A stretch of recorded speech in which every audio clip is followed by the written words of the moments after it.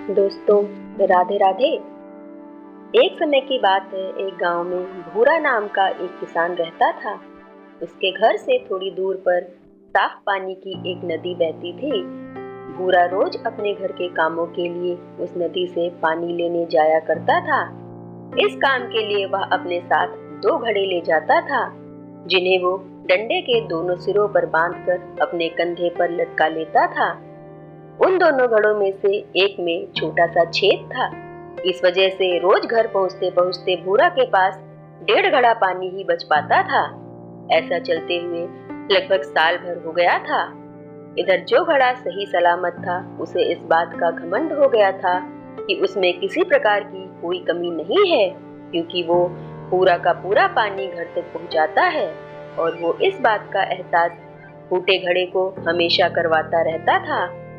बेचारा फूटा घड़ा इस बात से शर्मिंदा रहता था कि वो आधा पानी ही घर तक पहुंचा पाता है और मेरे मालिक की मेहनत बेकार चली जाती है। फूटा घड़ा ये सब सोचकर बहुत परेशान रहने लगा और एक दिन जब उससे रहा नहीं गया तो उसने भूरा से कहा, मैं खुद पर बहुत शर्मिंदा हूँ और आपसे क्षमा मांगना चाहता हूँ। क्यों? भूरा ने पूछा, तुम किस बात से शर्मिंदा हो? शायद आप नहीं जानते, पर मैं एक जगह से फूटा हुआ हूँ और पिछले साल मुझे जितना पानी घर पहुँचाना चाहिए था, बस उसका आधा ही पहुँचा पाया हूँ। मेरे अंदर ये बहुत बड़ी कमी है, जिस वजह से आपकी मेहनत बेकार होती रही है।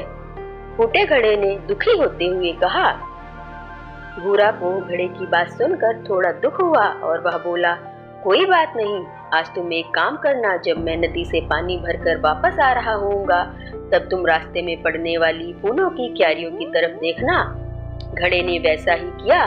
वह रास्ते भर सुंदर फूलों को देखता आया।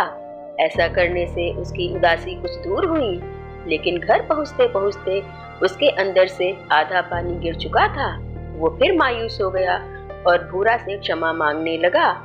भूरा बोला, जैसा मैंने कहा था तुमने वैसा ही किया, लेकिन शायद तुमने ध्यान से नहीं देखा।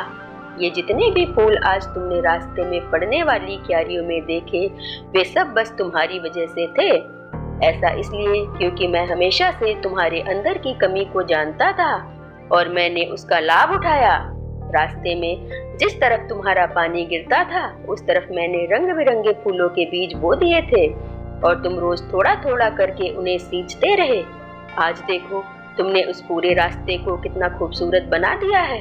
अब तुम ही सोचो, अगर तुम जैसे हो वैसे नहीं होते तो भला क्या मैं ये सब कुछ कर पाता। इस कहानी से हमें शिक्षा मिलती है कि हम सभी के अंदर कोई ना कोई कमी होती है, पर यही कमियां हमें बाकी सबसे अलग करती हैं।